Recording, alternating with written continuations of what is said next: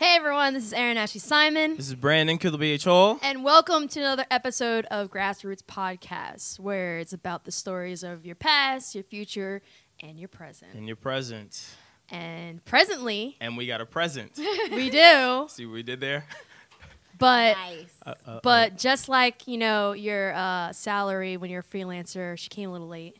Yeah. She was so nice. I was about to say, she was so nice. I can't even roast her. But this is like positive. I was like, roast, she though. took it. She's all nice. I can't We even have do it to. now. I tried my hardest to get here. That has to count for something. That does. It right? That does. And It I does. went through crap with the doorman downstairs, so Yeah, that counts for like. yeah, I feel Wait, bad you about gotta that. tell that story. Yeah, you gotta tell They the almost got story. the cops called on you or something? Yeah, it's just weird. It was just really, really weird. I just went in there waiting for Ty, and he just didn't want us, like me and my friend, to wait in the lobby. But he was so adamant on like us being like trespassers that I was like, hey, I'm a young lady, you want me to wait in the cold? Can't you just understand that my friend is coming downstairs? Like, really just have some compassion. Like, I'm an artist and I'm not doing anything, I'm not threatening you. Yeah. We're not violent, we're not being loud or rambunctious. He's like, no, you can stay now, your friend has to go. And he's Wow. super like Ooh. adamant about it, and he's like, you know what, I'm calling the cops. And it just became really bad really quickly. And I started calling Ty, but it went straight, I guess she was on the elevator, so it went Yeah. straight to voicemail. So I'm like, look, I'm calling them to see what's up, because he was upset that I didn't have a last name to give him or a floor or anything. And so it's just like, if I don't have the information, how is it that you're going to like Yeah. kick me out when I'm literally just standing here telling you they're coming downstairs? That's crazy. So it just, yeah. So how does face change when Ty came downstairs? No, I ended up calling her, and she was in this building next door. Oh, okay. So I came out, and I was just like, you know what, I'm gonna ask her right now. And then I just didn't go back to tell him anything. I just left. Well, you're here now. Yeah. We're happy to have you. Yes. Sorry you guys had to go I'm through that sorry that I'm late. whack shit, but we're It's here. okay. And It's we're going to have okay. a great show. We're going to have a great Yes. time. I'm excited. I am too. I'm definitely I'm excited. nervous. Why? Because you guys said you go into the past. You know, that's interesting. I'm just. Oh, man. Oh, okay. You just opened up Pandora box. I was That about to seemed say, I'm about to ask mad questions I didn't even have We on weren't the board. planning on No, the- I'm just Yeah. private, so I'm just interested in the type of questions you guys are gonna ask. That's all. My first question, is your security going to shoot me? Because he has not stopped looking at me. I got to know. He ain't smiled. Yo, he ain't he's said like- nothing. Like, Well, my security is also my friend, so he's like also like emotionally invested in my safety. because clearly Yeah. you we've shook known my each other hand for to let me know forever. that. Yeah, and he went through the most stress downstairs. Yeah, I know. So Shout out he's to him, bringing though. out that animosity. He's protecting me. Yeah. So he and the doorman went through it more than me and the doorman Yeah, did. So I got you. that Well, was- yeah. well, at least you had somebody there. Yeah. Exactly. That's cool. Yes. That's cool. Yes, but he's a nice guy. Yeah, he's cool. I'm sure he I'm is. only He is. joking. I'm only playing. I don't know what's happening. All right. So anywho, There's a lot going on. in there's this a lot episode. going on. Whoa. All right. So let's get started. Yes. First question, which is not too personal. You don't have to worry. You'll be all right. Don't worry. But what was something that made you get into the entertainment business? Out of all careers to choose, how did you choose this one?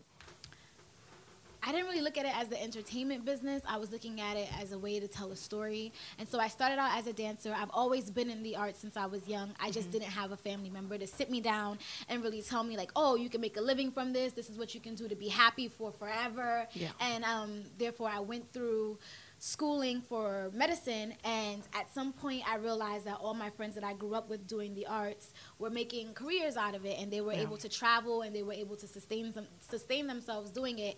And so I was just like, let me kind of jump on board and really like see if this is something for me. And because I had started my arts career in dance, I kind of went there first. Okay. And whatever jobs I can get acting wise, I did do them. But I landed and kind of stuck with the acting because I felt like it was a way for me to be everything and then nothing at the same time. So that's kind of my saying that I say when I'm speaking about acting. I like telling stories, but I get to tell stories in a variety of ways. That dancing is home for me. It's something that I feel most comfortable doing, but with acting, it allows me to do it in more of a free range. So Okay. yeah, that's how I picked the career. I That's guess. actually pretty dope. Thank you. That's dope. Have you ever thought about like partaking in some role where there's some dancing involved? Yeah, so I go on a lot of dance auditions for movies now. I didn't do that before because I didn't have like an agent, a manager, and a whole big team behind me. So those auditions came like far and few in between. But I was a dancer first, so I did do like a lot of auditions for just being like a a background dancer. And that was fun. I got an opportunity to work with Jennifer Hudson for Black Girls Rock. So I got to learn a lot when I did that. Most of my dance career was just choreographing for like high schools and colleges and their dance teams and local like artists, and that was also a learning experience because then you got to make things work with no budget. So, yeah, we know how that is with no budget. Trust me. Right, but I do those auditions now, and yeah, I guess I'm just waiting for when they want to use me. Would you do like a Step Up movie? Yes. Yeah. Can I say how? Yes. Yeah, you can. Yeah. Be comfortable. Be comfortable. Step Up. I loved is it the last one? I think it's the last one that they had where everyone was like kind of popping up doing the flash mobs. Yeah. And they wore the mask, and she had a rich daddy, and she was trying to be rebellious. That's my movie. So yeah, I actually had an audition with, I'm not sure if it was Step Up, but I assumed, because sometimes movies go by code names. Okay. So I assumed that it was for the next Step Up. So that was fun.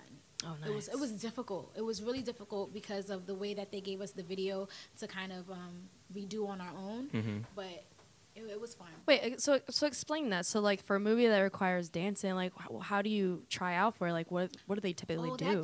That changes up. So there's like not one specific way. Sometimes you get a random last minute video call and they'll say, hey, look, we're gonna send you choreography and then we need to see you do it, but can you like do it with the other side?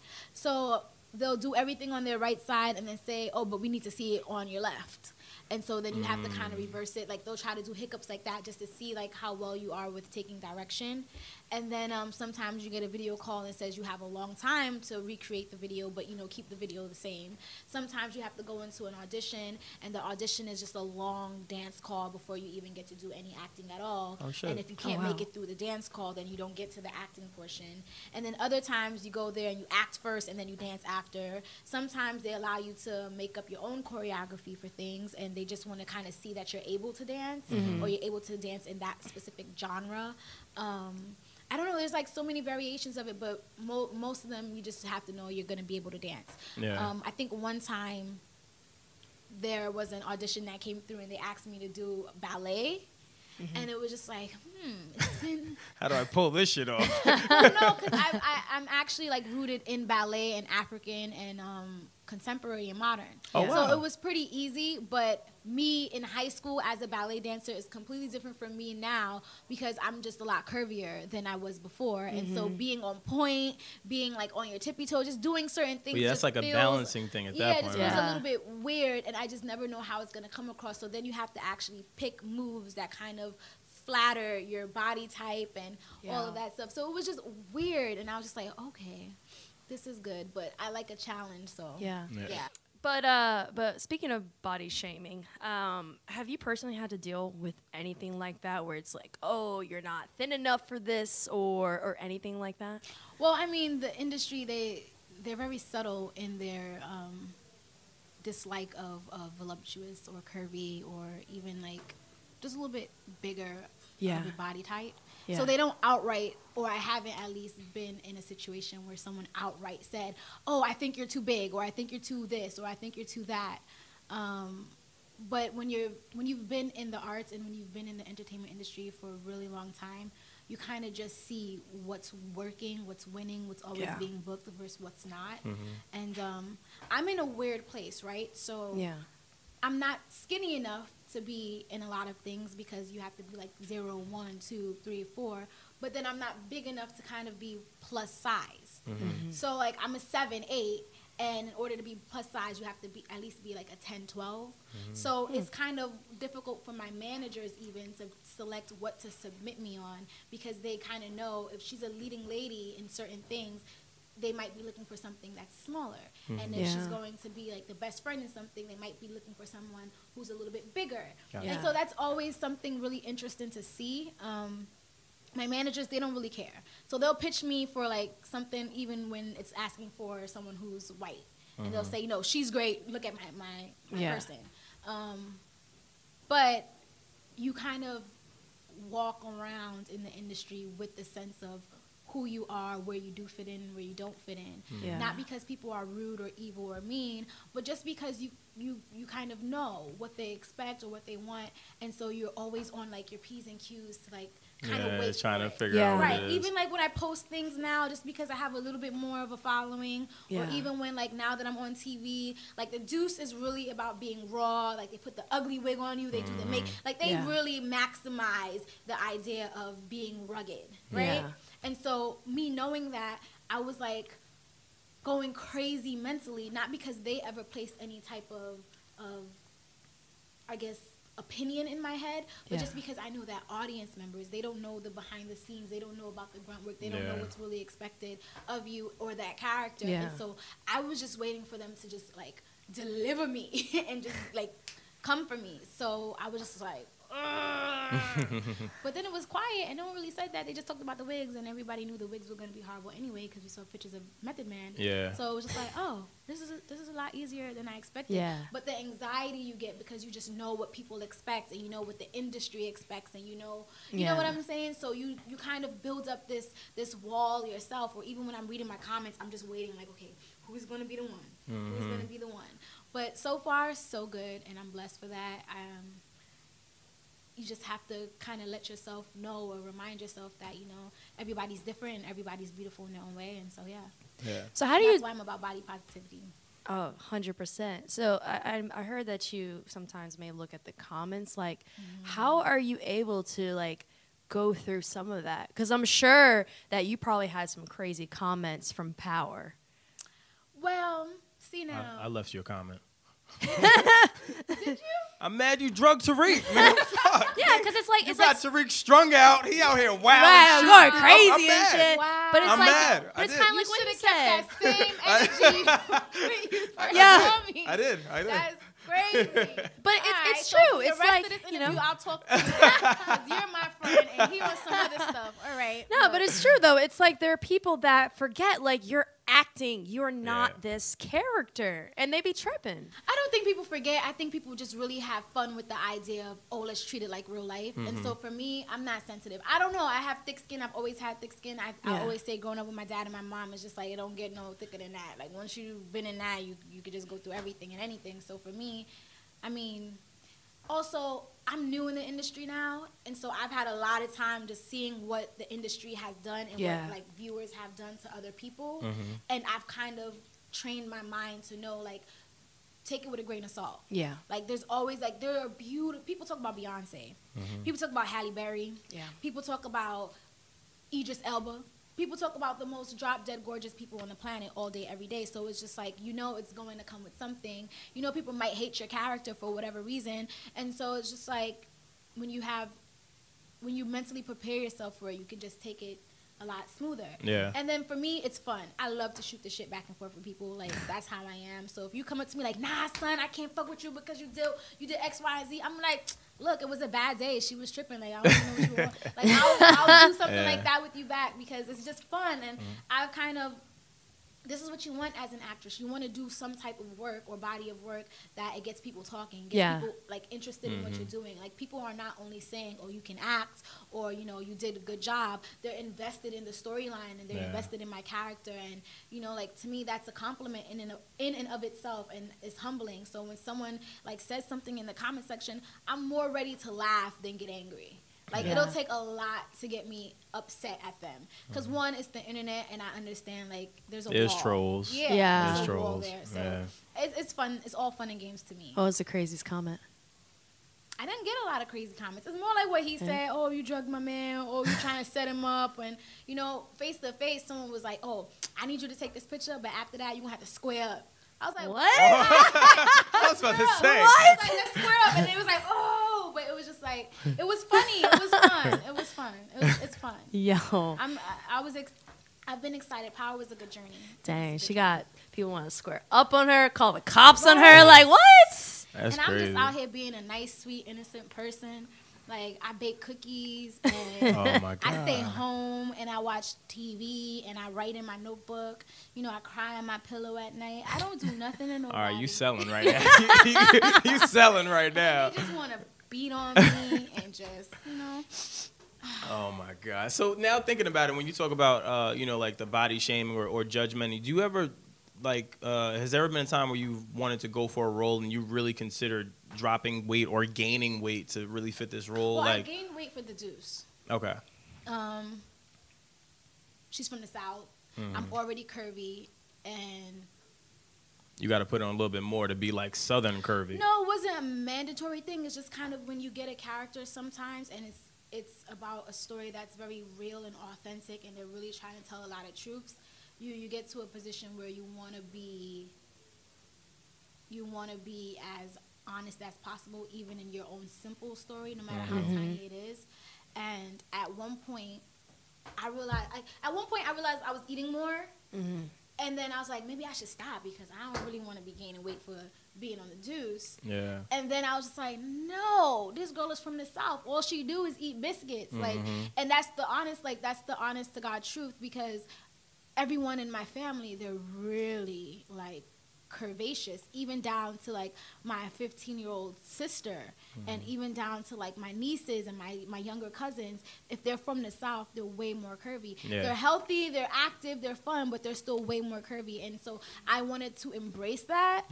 And then obviously I had an anxiety attack once I realized I was going to really be on TV like that. And so I had to like mentally do that. But there have also been times where I got in an audition and I just didn't feel like I was going to be their standard of beauty. Like with Power, they described this really attractive young girl for Tariq. And for whatever reason, to me, it doesn't really make sense anymore, because I see what the show is, and I knew it even then. But this is just talking about getting into your own psyche. Long story short, I thought they would want someone who would be super light-skinned, probably light eyes, and maybe straighter hair, and just, skinnier. Yeah. And Tariq, played by Michael Rainey Jr., he goes to a prep school.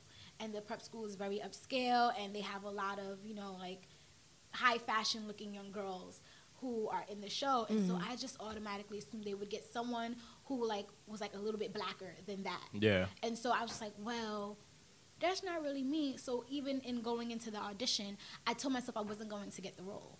I told myself, do a good job, because one, you've always wanted to audition for Power. Do a good job because it gives you another opportunity to just act. And do a good job because you want these casting directors to see you, like you, want to bring you back for something else. But in my mind, I wasn't getting the role. And that's where, body positivity comes in, because I had to also remind myself that I'm good enough to audition, despite what I think they want and what they don't want.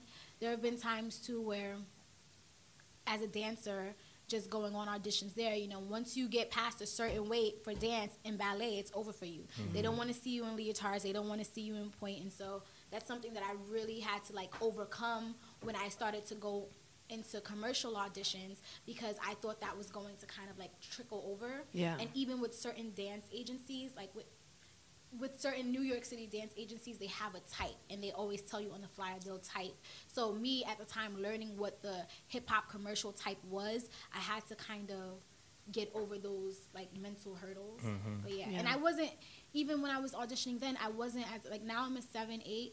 I think I was probably like a 5 then. Oh, wow. Yeah. And I was still like, I'm too big because I'm shorter, and I know where my weight goes, and it goes into certain places that makes me look more curvaceous. And so for me, it was like, oh, I'm aware of this. Yeah. So it makes you, damn, that kind of feel like it makes you a little self-conscious at times. When you're thinking about these roles and you want it, and it's like, damn, do I give up my health and eating bad and trying to do all this shit for a role, or do I went through a phase where I just kind of was like, F it. Like, if I'm bloated, I'm bloated. If I want to wear something that's not, like, flattering on me, I'm going to do it, because I wanted to not. At some point, everyone was like, think about what you're wearing. Think about how your hair is. Think about your makeup. Think about this. Think about that. And it became such a toll on me mentally that I said, no, I'm going to do the complete opposite. And I went into, like, a rebellious stage, because I just was not going to be that person. Yeah. It feels like kind of like always counting your calorie, or always, Yeah. And so I was just like, And I, for a while, just was like, nope, I'm wearing sweats, or nope, I'm wearing this, like, Forever 21 dress, or nope, I'm doing this. And I just kind of, like, oh, I'm putting my hair up in a crazy bun. You don't like it? I don't care. Or I'm wearing a baggy jacket, and I don't care. And that helped, like, readjust my mind state. Because once Power, I was just like, oh, shit. Gotta get back in. Gotta get myself together. Right. Like, I was just like, ooh. So, yeah. So how do you? Oh, so you have roles where they'll be like, oh, a black character, young female, but do they specify if it's like, oh, we're looking for someone who's light skin or dark skin, and how do you deal with it where it's like they'll put out we need a black young female, but it's like, ooh, we're actually looking for someone who's lighter. Because I know that there's that situations that's kind of going on in Hollywood right now. Not even Hollywood, but even in music too. Music, and yeah. Where it's like the light skin versus the dark skin. I hate how that is. But like, how do you deal with it? And did you have any situations that you're just that it was kind of like ingrained in your mind, like this shit is real? So if you're a real actor, you always consider what would keep you from getting the part and what would like be the benefit or what they would see as a benefit of you getting a part. And if a casting is legit, you're not going to have them say on the actual breakdown, we want a light skin Brianna from the hood who wears X, Y. They're not going to do that. They'll say African American or ethnically ambiguous or mixed race, or they'll specify in some type of PC way that they can. There's a line though between the legit work and then the indie work, because some indie people are just doing their first projects for the first time. They really don't know what is politically correct, or they're just trying to be as honest or as raw or as upfront. And so then you'll get those crazy breakdowns where it's like, we need a Lupita looking young girl who is like, and they'll say stereotypical descriptions that'll make you be like, oh, I can punch you in your face right now. Not because this is like you don't want them to want what they want, but just because it's just insulting in how they break it down. But again, it's indie projects. Most of the time it's like newer film directors, writers, producers, etc. As far as like dealing with that on whether they would want me to be darker or lighter, I had an audition, and it was based off a book, and the person in the book that I was going for is dark skin. And so when I did the audition, I knew that I wasn't their first choice, because if they want someone who's coming as close to the description of this woman in this book, then the character would have to be dark skin. And that doesn't mean that they're not willing to use someone who's lighter skin or with longer hair or shorter hair or more curvaceous, or because she was tall, she was skinny, and she was dark skinned in the book. So it doesn't mean that. It's just something where you have to like recognize, so that this way, if you don't get it, like this is probably one of those things where no matter how good you act, if another actress comes in there and does just as good or better than you, and she is fitting more of the description of the character, then she's more inclined to get it. But they don't say, oh, she needs to be dark-skinned, because they're more sensitive to that nowadays because of everything that's coming for it. But it's kind of like the body shaming and the body positivity. It's like you know it exists. So even when my manager was like, no, if they're asking for someone who's white or someone who, and I feel like you're going to fit, I'm going to submit you, and I'm going to let them know, no, you need to see my girl. And it's just like, I know she does that, but I also know, like, that's real. So it's hard for her to get me seen in those things. Yeah, it's only but so much she can do to really propel you. Right, and even if they see me, they don't want me. So it's like, right, but it happens, and we'll break the wall. I think so. I think more so with like shows like Power, Empire, things like that. I think that it's starting to put young black actors and actresses on a different pedestal, and it's giving different opportunities. So I'm sure that you're grateful for that. Yes, let's talk, because you have a lot. So let's talk Power. How did that come about for you? I know we have the auditioning part. What is it like working on a show? I'm sure you've watched it just like we all watch the show. What is it like watching a show and then now being a part of it, and now a part of this star-studded cast and having to deal with it? Like, what is that like? So I had to go to the studio recently for a meeting, and while I was like walking into the studio of Power, I had my oh wow moment. It was kind of like I looked back and I said, oh, like this is my studio also. Like this is somewhere where I work, and that it's surreal. Yeah. And at the time, I was so focused on doing my part well, and I was so focused on whether they were going to bring me back or not for even that season, because I had a long hiatus between shooting episode 4 and then 9 and 10. And it went all the way into the new year for me. So I didn't have time to really realize. Like, I knew, but I've never really been that person where I'm so like, oh, this is Omari Hardwick, or oh, this is like my dad. He's been a serial entrepreneur since I was very young. So I grew up in a hair salon where Busta Rhymes, DMX, and everybody would perform. So for me, people were just people. And so I wanted to be on the show because it's a great show. It's a great storyline. And it wasn't about the people. It was about the work. And my favorite part about acting is breaking down a script. I love the feeling of getting a script. Like, that makes me go bonkers. I'm like, whoa, I'm excited. So like when I'm like sitting here and figuring it out and going through it, that's my favorite part. I don't like really seeing myself. I'm getting more adjusted to seeing myself so I can critique myself. And for me, I'm learning to where I realize I can enjoy the idea of having friends on set who I feel very comfortable with and who become like family for me. But since that wasn't ever the reason why I really liked acting, and it was more along the storyline, like my first time being on set, it just felt like I'm on another set. It felt like I'm on a bigger set. Our food is wavy. And the people are really nice. 50's funny. Courtney's a sweetheart. And so like it was just like, oh, okay, I can relax here, but I didn't digest it until afterwards. And recently is when I said, oh, Power was fun. Power, like I was able to do those sketches and like make them go viral, and I was able to play off of the little things that they gave me, and I want to be back. And once I went into like have a meeting, it was kind of like, this is happening. This is the feeling. And now I was able to like, so it's been a process, I guess. So how does it feel when you get that script and you guys do your is like rehearsal readings where do you guys do that for Power? So we do it for Power. It's not for every type of show though. Sometimes it could just be one-on-one with you and a particular person for a particular scene. But I'm always nervous for those things.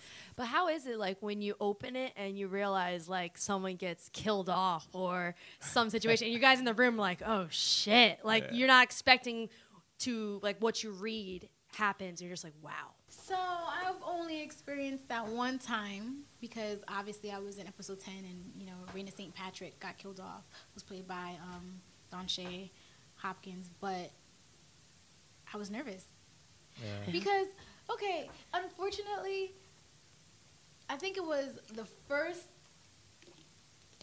table read I was able to go to. And then I think I was doing a screen test in LA for the 9th episode. And so I think, no. Wait, I'm confusing it. Okay, so I did the first table read, and then I think I did the second table read, and I think that's where she gets killed off at. I'm not sure. I can't remember, but I know I missed one of the table reads. And so I went there feeling like, oh, my God, I missed one of the table reads. Like, I wonder how everyone is feeling. Like, they're probably like, who the hell is she? Thinks she is, and blah, blah, blah, blah, blah. And so I was just, like, really, really, like, I got to read my lines well.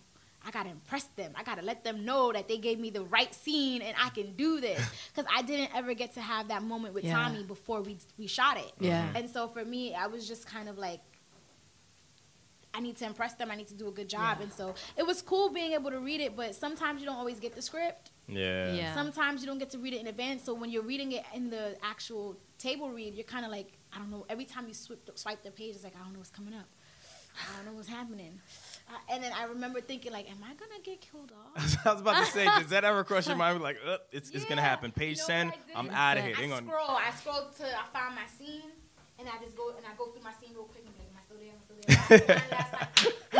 I'm still there. And that's what I do. And then I'm like, all right, now go back and read it and enjoy reading it and dissect it and do all of that. But yeah, I'm always just nervous. I'm just nervous in table reads. I want to impress them. I want to make sure that they don't regret the fact that they gave me the scene. And it's always fun to see other people's reactions, because in the table read, people really they let loose.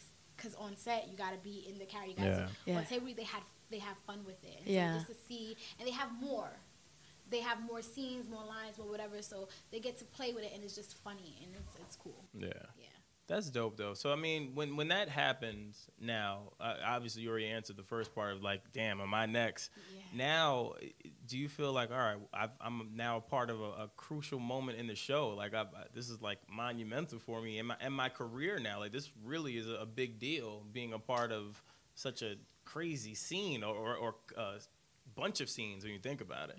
No, I didn't think about it that far. I didn't think about it career-wise. I didn't think about it as far as it being a crucial scene for the show, because I felt like it wasn't really about me. It wasn't about my character.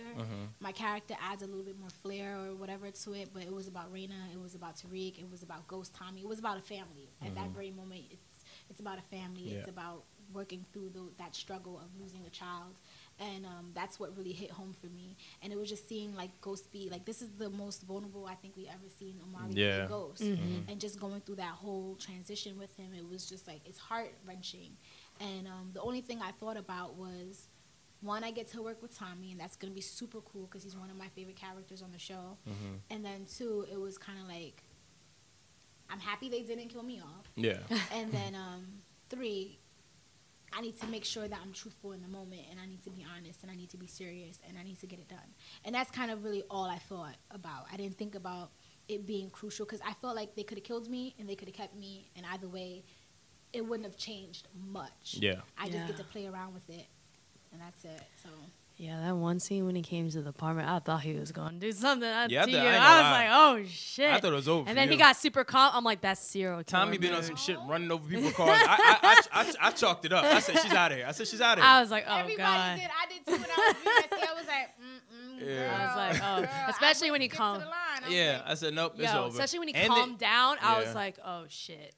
I hope he doesn't Between offer. that and then her not answering his question the first time, I said, it's Tommy. What are you doing? See, but that scene is more crucial to Tommy's character. I don't Yeah. think people realize, but he killed Holly. Yeah. And then he killed the guy for Holly. And then, like, he also felt like, you know, he was in this weird turmoil with his mother. Yeah. And then Raina gets killed. And so now he's faced with another woman, another death, another. And so for him, that softness, that forgiveness that he gives He needs that. Destiny, he kind of, like, it's his salvation. It's his, like, redemption. Right. Yeah. And so for him, it's kind of like, I don't want today another girl to be killed. Yeah. It just happened. It's close to home. And if you notice, like, my character, she cares about Tariq, so she's going to naturally ask about him. But she also does it in a way where she's just bringing up his name to kind of let him know that, like, oh, the person you're doing all of this for and this family that you like, they care about me. Somebody in that, they care about me. They love me. They like me.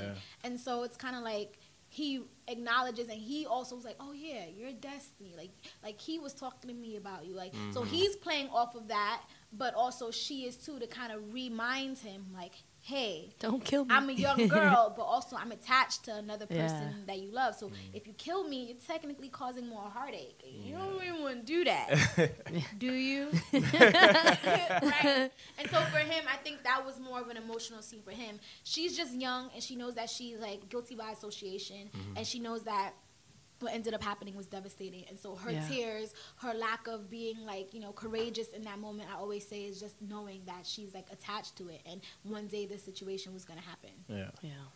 That's really dope. Now, just hearing your analysis, because prior to you saying that, I would have never thought that. Again, I'm a fan, casual fan, and I'm like, you're done. As you say that. Right, I wasn't supposed to be talking to you. I was supposed to be talking to you. I deleted the comment. I had a moment of weakness. I was mad. Tariq running around here high someplace, all right? We have bigger issues to worry about, all right? He got a drug problem. No, but so hearing you break that down is interesting. Are there times when you guys are shooting or where you shot on just different, I guess, acting ventures where you've had to have someone kind of break down, like, what the scene really means in order for you to kind of do your job? Yeah, it's not about whether you need to or don't. I just feel like when you're in that professional environment, everyone wants to make sure that they're on the same page. And we also do rehearsals. So before you shoot, you have, like, a walkthrough rehearsal where you block it. Everyone talks about the scene really quickly. It's your opportunity to ask any questions.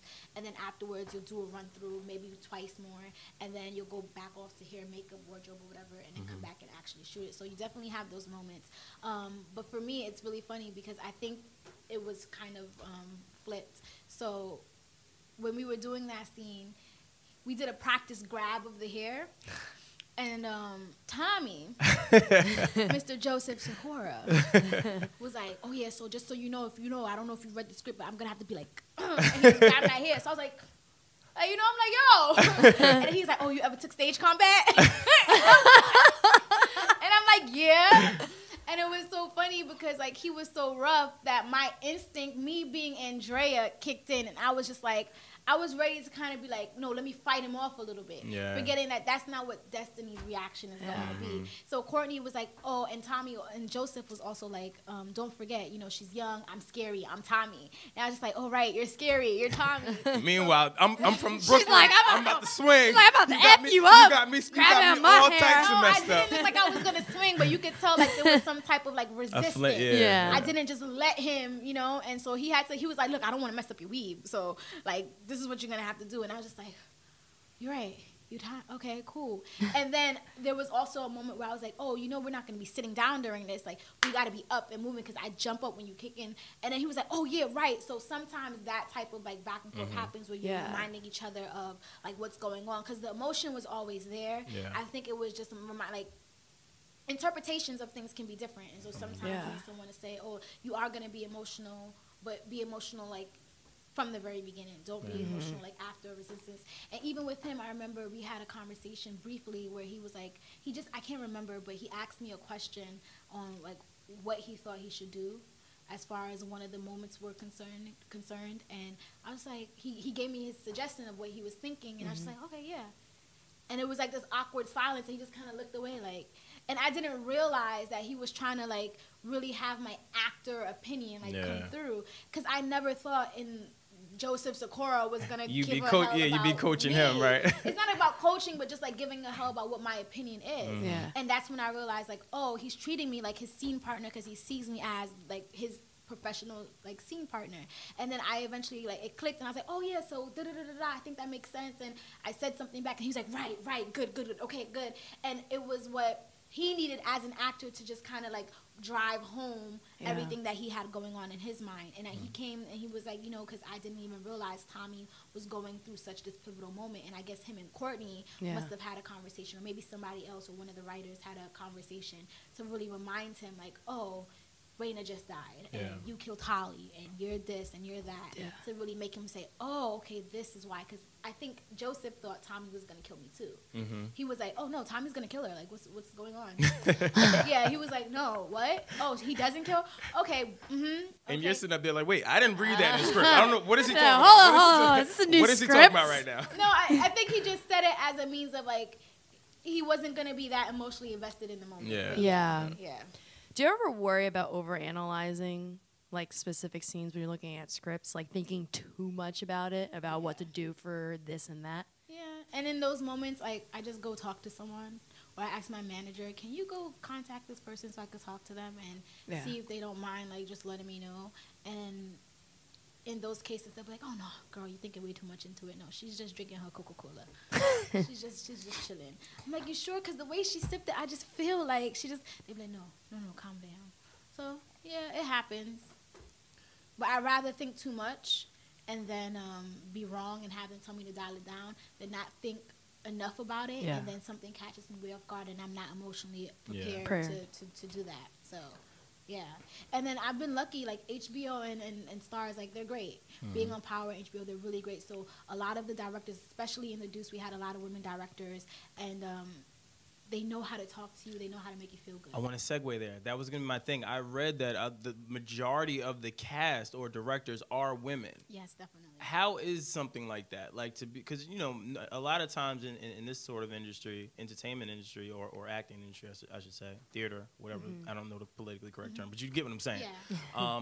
There's often male dominated. So what is that like walking into now the Deuce is a whole nother scene, a whole nother plateau, and then seeing this whole table of women that are now dictating this? And does that kind of like give you hope as a woman to say, oh, wow, things are changing? It does give me hope as a woman to say things are changing. I think, you know, women were just very powerful, so that's inevitable that there's going to be a change that comes. For me, it really just gave me a sense of comfortability. Comfort, you get what I'm saying. my first director for the Deuce was episode 5, and it was called What Kind of Bad, and it was Uda who directed the episode, and she made me feel extremely comfortable, just in the way that she talks to you and gives you direction, just the way that when you ask a question, she's attentive, she's really listening, she's bringing it home for you when she answers. There's a way that women know how, if you're a woman who's lived and experienced, if you're a woman who's open and honest, if you're a woman who's comfortable in herself, then you know how to talk to other women in almost every and any situation. And I can tell that she was that type of woman, and she was able to make me feel comfortable being on set in the way that she approached me and she talked to me, even down to like to get my attention. It wasn't so, Andrea, so hey, look at it. It was, hey, Andrea, so, and you sometimes need that, even when you don't think you need it. Once you get it, you're like, oh, this feels so much better. Yeah. And there was a moment where I shot the scene that you brought up earlier, where Dominique Fishback's character, Darlene, brings me to Larry, who's played by Benga, and in that moment, I kind of wanted to do something. It was a physicality, maybe a turn. And she, after we shot the first time, she said, hey, Andrea, you know, you could feel free to move around and do X, Y, and Z. I was like, oh, my God, really? Because I just feel like when she says this line, I want to, like, turn in this type of way. She was like, yes, that would be perfect. That's fine. And then she took me to the side. She said, listen, you know, like, I know that you're just being introduced to the set, but especially with me, when you feel it, just do it. And if it doesn't work, we'll let you know. But really, like, this is you. This is your moment. Be the character. I loved your, you know, audition. And, like, I really feel like this is you and you understand Bernice. And so please do that.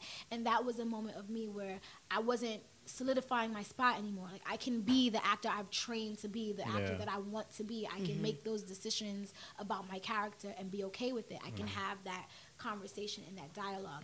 And it was really, really welcoming for me. And then there was another point in time where, you know, I went up to her and I thanked her for just being how she is, because I think we had wrapped our last scene of that episode, and I knew that was going to be the last time I saw her until probably the wrap. And so I went up and I spoke to her and I was like, you know, thank you, blah, blah, blah, blah. And just the way she, like, broke down why she picked me and how and all that, it just was something that was reassuring. And at the time where after we're done with the Deuce, I don't know what's going to happen, where my next job is going to come from. I just really needed that. And it also prepared me for other scenes, because later on in that season, my character goes through like a little emotional anxiety attack or something, and that was directed by James Franco. Okay. And so it gave me the confidence to say, like, hey, can I do this? Can I do that? And like really have that conversation. Because had I not had that interaction with her earlier on in the season, then I would have been uncomfortable and I wouldn't have voiced certain things that I wanted to voice to him, because it's James Franco and he's directing the scene. So yeah, and he was super sensitive as well. Like, it's not like he's James Franco. He nails everything he does. Yeah. But I was just saying, like, emotionally and mentally, it helps. It really does help. Yeah. So before I ask this question, just want to confirm. Oh my gosh, it's getting late, guys. It's getting late. Yeah. You're originally from Brooklyn?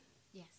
So how was it for the Deuce? I know, like, they transformed certain stores in New York City to look like how it did in the Times Square area back then.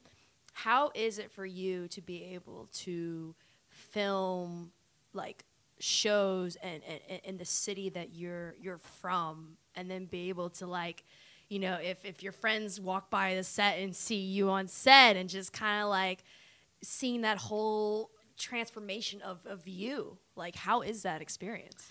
So I came in later on in the season, so all of the glitz and glam of people being like, oh my God, they're shooting the Deuce and they're taking pictures kind of died down by then.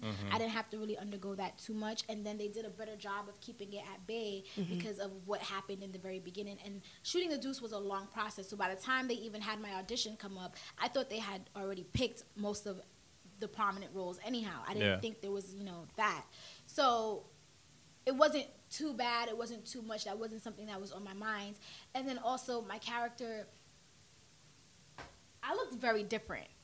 So even if someone did see me, they didn't know they saw me. Yeah. Like, even with people watching the Deuce now, it's taken them a while to really be like, oh my God, that's you. You know what I'm saying? Like, they've gone on my page and they go, wait, you're on the Deuce? Wait, who are you? I don't see you on the Deuce. I'm like, you saw me on the Deuce. Like, no. And then as they're looking at pictures or like certain things, they're like, oh my God, that's you. So it's not like they would really know. Yeah. But one time I did this music video for my friend, old chick versus young chick, and the girl who plays the older chick, she looks really young in real life anyway, but she happened to be on set and she was playing as my stand-in. Yeah. And so when I saw her, I was like, oh my God, hey, you know, it was like vibes galore. Yeah. And she was like, you, oh, I didn't even recognize, oh my God, like, because the wig is different. It's a whole different ballgame when that wig comes on, and the baggy leathers, and then the bell bottoms, it's a different ballgame. And so even then, that was a moment where I understood at that moment that even if people were going by, they weren't gonna like put two and two together. And that's the fun part of it. And seeing New York City like all messed up and disheveled, I didn't realize that certain things they went out of their way to do for the set. Yeah. So when we're walking up and down the street and there's tons of garbage, that day I'm like, this shit is dirty. And they're like garbage bags and like papers, and it was just extra dirty. And I just kept thinking, how are they finding these extra? Because the city's dirty. It's always messy late at night, but it was an extra amount of dirt that was just there. And I just thought they did the storefronts. Yeah. I didn't really think that they were putting the garbage and the plastic bags and the this and the that and the That's racks and the putting like liquor on the floor. So they were doing certain things to just add to the ambiance. And so when I heard someone else have a conversation about all that was done, I was like, oh, there was nothing in those garbage bags? What? Like, oh, they put, that was a fun part of it, but it didn't look too different, more lights, you know, the posters that were on the door and stuff, like those type of things that signaled what was happening in that time hit home for me more than the actual like set, because New York is just dirty. It was going and shooting the down south scene that we shot upstate that kind of like let me know what they could do, and that was my oh wow, because there was a flag in part of the set. And I was just like, oh, they're going to just pick this restaurant that just got this flag up there like this? Like, what? Come to find out, they did it because of the time we were in, the era, and they added that to the restaurant. Okay. And the restaurant looked, I felt like I wasn't in New York. Like, there was no way for me to feel like I was back home. And so that was when I said, oh, they did a good job, because I was a little bit like, what? What's happening? But we were all, like, talking about it on set, like, yo, is that supposed to be here? Or, like, did they already find a place where, like, because we don't want to shoot nothing in a place where they didn't want us here anyway. Yeah. Like, so, like, it was, like, all, like, these little conversations. And then at the end of it, we realized when they were taking it down, like, oh, we good. She's like, all right. That's where trust comes in too, because you just gotta trust the show and HBO that they're gonna keep you in safe environments and stuff like that. So that's always like a learning curve for you too, because you're like, damn, all right, well, I wouldn't have factored that they really went to this, to this point to kind of put all of the ambiance and create all of these different elements. Even down to like the voting sticks in front of the house, like who I was like. It's crazy. They did like the article that I was looking at, they did like a side-by-side comparison of like what the storefronts actually look like and then how they transform it. I'm like, holy crap. Yeah. Some of them look completely different. I'm just like, wow. That is unbelievable. That's amazing what you can do. Well, I think that's the one thing about film and just acting in general that's always been just amazing to me, is being able to kind of create these illusions or create these environments, you know what I'm saying, to the point where it really grabs you as a viewer and as an actress and actor, where you're really engulfed in the role and you feel it. Like if there's times of like prejudice or whatever the scene could be, at that moment you're locked in and you're like, oh shit, like damn, that really happened. Or like, you know, when someone dies, like, yo, I'm really sad. And meanwhile, people like, yo, it's a movie. Like, nah, man, that shit really just happened, dog. Like, it's real. Thug tears. Like, real life. You just see Raina get shot. Yeah, man. Yo, I was like, sad. We're never gonna see her again. I was dead ass on my couch, like I gasped and everything, like a big punk. I was like, oh, no, not Raina. Everybody off guard. I said, no, not Raina. Like, do that. I called my, like, yo, man, Raina dead. And they're like, wait, who? Raina? What? I was like, yeah, man, she gone, man. She gone. They're like, it up so good where you see her in so many of the episodes for that season. That, like, by that time, you're like, oh, she about to be lit. Like, she about to have all the roles now. Like, she's doing and then bomb. And then like, bang, just bang. Just that quick. So while I'm thinking about it, you're on, again, two major shows. do you find it difficult juggling the characters? No, they have a good separation between the start and the finish of each one. At least that's how it worked out the first time around. So for me, it was kind of like I had a good month, 2 months to decompress with Bernice and get into Power. And then with Bernice, it kind of was... So I have a lot of friends and family and that are really rooted in the South, and so I understood a lot. And there was a relation that I could bring to the character. And so for me, being that it wasn't too far gone from what I can imagine or from what I know, I can like do it, jump in it, and then like release it. And then I didn't know that I was going to get Power or that I was going to audition or something. So once I did like have that moment of, okay, I'm going to let it go, I didn't feel like there was a rush to kind of pick up anything else. And then I had a hiatus between the first episode that I shot for Power and then the rest of the episodes. So me not knowing was kind of like more time to kind of reanalyze the character and think about all the things that I could do and really play with her a little bit more to get to the point of justifying how come she like breaks out in tears as soon as he like rushes into the door. Do you ever catch yourself sometimes like you're on break, you're decompressing, and like you'll be talking to someone and your character comes out and you're just like, oh crap, like you're just doing regular things, just being your regular self, and your character kind of comes out in certain moments? Well, yeah, I mean, I'm a versatile individual. So She be lying to people, pretty much. That's what she be doing. No. She be in character lying to people, walking around the street lying. That's what she do. No, that's not what I do. What I'm saying is I'm a versatile individual, meaning I've had a lot of experiences, and I've been around different environments, and certain things that I'm partaking in right now, they have truth to it for me. And so me being in the character of Bernice is not far gone from, you know, being around my mother's family. And so me slipping in and out of that accent, that is natural. So there are times where I'm not speaking that way, and then someone will be like, why you sound like you got a country accent right now? I just be like, I don't know. But it's just how it is. Like, I have West Indian. Some people might say that about patois or about my, like, Spanish side. So, like, I'm easily in and out of things at all ends. And then I love accents. So I'm always in and out of some type of accent anyway, because I'm always practicing, like, my English accent. And it's just, like, that's just who I am. Like, and part of in knowing me is to know that I'm different all the time. And I guess that can be, like, maybe tiring, but also fun. So I don't see it as, oh, I slipped back into character. There was only one character that I ever had. I played Shanti for an indie film that was for the DA's office, and it was on NYC Live TV, and I kept walking like her. No, not even Shanti. I think it was Sincere's Heart. I kept walking like her because I actually picked how she would walk, and that drove me crazy because it was just like I wanted to get out of it because it was an ugly walk. So I just wanted to get out of it, but that's the only time, You ever had that? Yeah. Can we hear your accent? Your English accent? I was going to ask that, too. What do you want me to say? I don't know. Say something. You're an actress.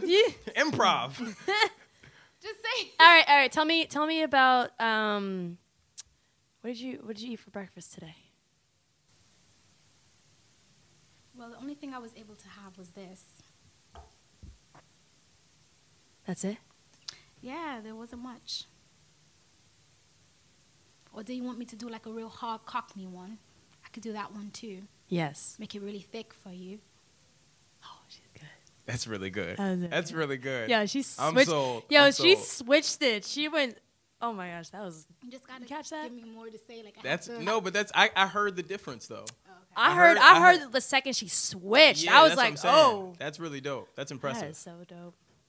So you've done some research on your craft. I'm impressed. I try to. I'm impressed. That's So how really do dope. you study accents? Like, is it like specific letters that you have to accentuate, or like is there like a book for it, or do you go to someone who teaches you this? Many times where they like to say T, so that's something that you have to keep in mind a lot. Okay. And I don't know. I have a lot of people that are from all over the world, so yeah. That's so dope. I almost feel like that's being able to speak another language. Just cool shit though, right? I mean, there are different ways that you can do it. I mean, sometimes people hear Nicki Minaj do it, and it's like really like animated. Yeah. But when you go, it's it's not that harsh of an accent for a lot of people. Yeah. Unless you are doing a Cockney accent or you're from like certain places where it's like, you know, Jamaican patois mixed in with it would be like harder. Yeah. My family, they're Jamaican, and we have a lot of family in England, so I know that one true. But it's more rooted in how men talk, so the things I'm more inclined to say are like more like masculine. But yeah, after like a day or two doing it, I'm just really like good at it. Yeah. Brandon, we should do an episode in a different accent. That would be really fun. I could barely speak English, let alone English Let's accent. see. I could probably I know how to do a Scottish accent. I could talk like I'm from. Yeah, in Scotland, it's like. Oh, you guys are having a moment. That is what I want to. I cannot. Can't? No. It's like kilt. An Australian. I like Australian. Oh yeah. That's dope. Bruh, I get confused with the. Oh, it's like down under. The R's are outside of this. Oh my god, we can practice accents. Because you know what I can do with Australian? If you say it and I hear it, I can like repeat it. But like if I'm talking too long on my own in an Australian accent, I start to like get into the English accent. Yeah. Because I don't know much about the culture of what like the little like nuances of it are. Yeah. I just kind of imitate. And with Ireland, I can like the R's. Like, they're like the R's. Yeah, like that's basically. But I start sounding like a pirate. Oh my god, that's so cool. I love people. Oh, go ahead, do it. Just do it. Just do it the whole time. Let me think of something. It's like my name is Erin. That's crazy. Yes. That's really dope. I like you. We didn't even need you for this. Damn. Let me go make some more comments on your page. Let me go finish Step slandering your accents up, Brandon. Step your accents up. I know. I'm thick-skinned, trust me. I have fun. Come on, you can do Southern though. Come on, you can do Southern. Can I do Southern? I really can't. I'm not talented. Tarnation. You're not talented. You know, it's like I do skits and podcasts. My name, even with Southern, there's like so many nuances in that. Yeah. Too, though. You could just do any. Go ahead. Like my name is Jimmy Bob. My name's Carlene, and I like shellfish. And even though I have allergic reactions to them all the time, I just wish that I can eat them all the time. Yeah, I can't do any of that. You can just do a You just really stretch your words. Car. It's not. So it's like car. Gonna drive down yonder. Yes, Brandon. I sound like a redneck ready to lynch someone. I'm not messing with y'all. You don't have to. Like, you can do it like if you're from Atlanta and just make it more casual. Yeah. All right. Like so if you give me something to say, I could try to. We'll practice accents. That's gonna be our thing. No, that's not. That's not You know what's? thing. I was talking to me and your friend. I wasn't even talking to you. Me and you gonna practice accents whenever he start talking and shit. So last thing, because I do want to touch You're not on. supposed to side with them. He is. He's with me. He's with me. God code. No, he's supposed to be on my team. Well, he is on your team. He's there. He was ready to kill me Once I say that earlier. you're not a part of the team, then you're not a part of the team. I don't believe that. Yo, she even got me the and her arm. right now. Me and her She right even now. got the arm. She's like, Hey! he said something. He said he's not picking him. That's all right. Friends, how many of us have them? Last thing is, I know you can't talk about it that much in depth. Ty Powell's movie that you were just recently in, For the Love of Music. Can you give us a small tidbit of what that character is? Just a tiny bit. Just a little bit. Just a little bit. A sprinkle. A sprinkle. I play Destiny. Okay. It's called For the Love of Music. Mm-hmm.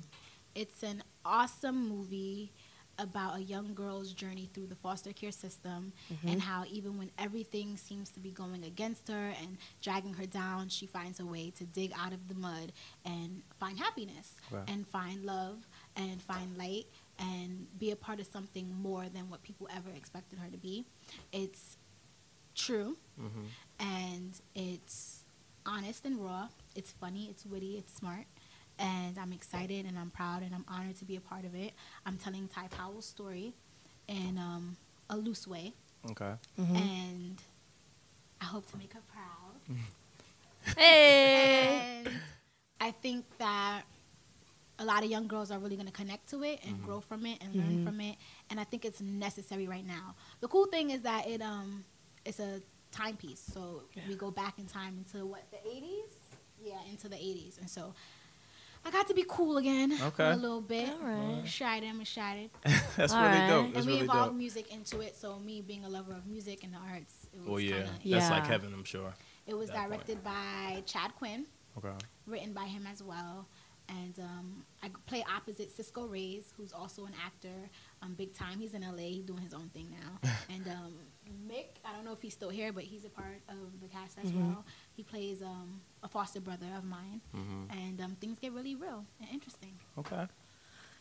That's really dope. Thank you. Thank you for dope. that. I know you can't go in depth, so I appreciate it. I know you probably I signed mean, that was a good NDAs. amount. That was enough to know, Yeah. you know? It was enough Yeah. to know. Did wanna I suck you guys in? Yeah, I want Yeah. I need a ticket. It's a compelling story. As long as starring As long as we'll go to the movies and figure it out. I'll find a new friend. Clearly, I don't have any in this room anymore. And then obviously, last thing, what can we expect from you? You know, moving on, your journey is amazing. You know, you're bouncing from so many different platforms, so many different roles. What can we expect from Trying you to in be the your future? friend. I am. It is, right? I deleted the really comments. kindly. But think about It it. wasn't like that before. I'm just saying, I deleted my comments, Okay. and I just said some good shit here. All right, you're right. Okay, thank you for that. Yeah, so hopefully they bring me back to power. Hopefully they bring me back to the Deuce. I'm excited to do that if it comes around. And For the Love of Music is coming out. I also have Spot Your Space. Spot Your Space is a website where we're bringing Hollywood to the masses. And so we're allowing people who own small businesses, people who are homeowners, people who feel like they have something to offer the film industry when it comes down to shooting, to have a platform to go to in order to sell their space and their time. Nice. And so this way it'll make the location scouting process a lot easier when it comes down to films, TV shows, music videos, and stuff like that. There's a hub for it now. So, you know, if you want to be in Atlanta, New York City, instead of having to go to every single location, you can kind of scout it out before you go there with pictures, videos, knowing the host, getting the rules and the regulations, and then making your decision from there on. So That's really dope. hopefully syncing with the production managers and the assistants and set designers to launch that site, and SpotYourSpace.com. That's going to be out probably early January 2018 as a beta site, just to kind of get people to feel it out, say what they like and what they don't. Very different type of website, animated, fun, colorful, kid-friendly, simple at the same time, and I'm excited about that. Hopefully that breaks me into the tech industry so I can learn a lot more about it, because I don't know too much, and I want to really learn about it. And yeah, I'm just going to keep going on these auditions and hoping something sticks. That's dope. Trying to get a series regular role, so if anybody hears this and they want to put me in an action, Hey. you know. While we're plugging, I wanna we see you need in a comedy. sponsorships. You do? Yeah, Yes, I wanna you see you in a actually. For a comedy. joke. Is that it? No, absolutely not. Okay. Oh, I this is a don't. moment again. Okay. I just had to make sure with you because I'm never sure. No. Uh, No, I just want to like the roles. He's like, no, because like the roles that I've seen you in, and then the one that you described, they're very deep and filled with emotion and so much stories and layers. I kind of want to see something that's lighthearted, pretty, and different. friendly. Yeah. different. Not necessarily. I mean, even certain comedies have layers to them too. I just want to see like a different side of your skills. You know? I would like to do that. I'm more of like an improv type of comedic actress. Yeah. But I would love to really do that. Something like Claws, I think, is really funny and like witty and sarcastic, but it still has layers to it. And there's another thing with darn it, what's her Nope. Yikes. This is bad. Describe. Forget it. We can help you. You know? I'm just gonna Nope. release that. Out. Right Went there. out. There's another one where it's based off of TV anchors, news anchors. It was like a short moment in time that it was on, but I really wanted to be a part of that too because I thought it was HBO. funny. It was on HBO. No. It was on like ABC or TNT or something like that. I don't know. But what I was getting into is, as much as I want to do those things, my love, and the first thing that, besides like musicals and stuff, the first thing that I ever really wanted to, made me really want to get into acting was dramas. Okay. So I love character work. I don't really see it. Like, even playing Tariq's girlfriend is kind of like a leader type of role. Like, being the love interest has always been the lead type of thing. But I'm more of a character. I like Johnny Depp works when, like, he has to, like, really completely become someone else. Yeah. So I like different things like Walking Dead. I and love like, that. Oh, it's one Yeah, of my favorite shows. Yeah. so I'm gonna ride that wave as long as possible. Yeah. Because even This Is Us is something where it's like very deep. I love and that very, series. I gotta watch that show. It's so You're good. like the 5th person. Everyone This keeps Is saying Us how is great really that good. show is. Oh, another one that I just got into is Good Doctor. Oh, my mom That's a told me really about that. good I'm gonna one. get it. My It's a brother was really autistic, good so- one. Yeah, it's like what's his name? I forget his name, but he plays an autistic doctor, and it's really cool because it's like you see everyone else and how they are with the surgeries and everything, but then him and how he processes things. So like even though he's not socially he doesn't socially understand certain things, but like how he's like processing like, oh, okay, I gotta amputate someone's leg. What are the other options? And then he like literally goes through everything. He's like, oh, this is the solution. It's amazing. So it's like a I need to modern day watch it again Doogie 'cause Howser. My mom told me to watch it. It's so good. And I thought she was just being my mom. No. It's really good, and I like it because it shows someone who's autistic in a role that people think like, you know, people who are autistic. Some people think like they can't do anything. And I like this one because it's like he's in a role, especially with surgery, where he's saving people's lives and showing that it doesn't matter that he's autistic. Like, he can do anything that anyone else can do. That's what I love about it, is showing My different... brother was autistic. He passed away in 2014, so I'm an advocate for the autism community. I'm sorry. So to now hear that you're saying that, it's really good. Thank you. It's okay. I'm going to watch it. Yeah, I'm gonna definitely. Definitely let me know when you do, and let me know your thoughts on it. Yeah, I am. I'm also going to do an event in April for Autism Awareness Month. So We'll be there. We'll be there. Yeah, I'll support it. go. 100%. I was going to say I'll be back here to let you guys know more about it once I get things. Yeah, no, we'll definitely support that. 100%. 100%. Woot woot. Once again, thank you. I Yes. appreciate you. It's a long combo. Yeah, It's a good one, long, though. but it's a good conversation. Got to learn a lot about you, especially the witty side. I like that. Yeah. And much more success. We'll be supporting you. You've now been rooted. Yes, now been so rooted. you're part of the family. We'll be keeping track with you and things like that. So thank you. Once again, I'm Brandon Killabh. I'm Erin Ashley Simon. I'm Andrea-Rachel Parker. And it is a wrap.